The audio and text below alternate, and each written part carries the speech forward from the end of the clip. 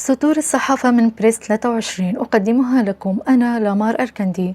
نبدأها بجولة سريعة لأهم ما جاء في الصحف العربية والعالمية لهذا اليوم، وكالعادة نستهلها بأهم العناوين. واشنطن بوست: ابتعاد أمريكا جعل منطقة المتوسط خطيرة على العالم. كوميرسانت الروسية: موسكو وواشنطن تزحفان على الرقة. الحياة اللندنية تعمقت في مقالها اليوم عن مصير السوريين وشكل دولتهم المستقبلية. الغارديان البريطانية: لاجئون سوريون وصلوا واستوطنوا في مالي البلد الإفريقي الفقير.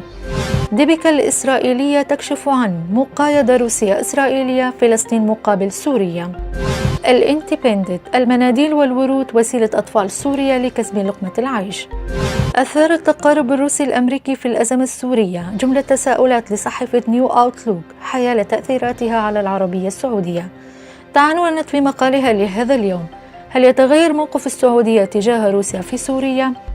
الشرق الأوسط اللندنية: إيران تدرب مقاتلين قبالة الجزر الإماراتية لإطلاق حدث ثوري عراقي.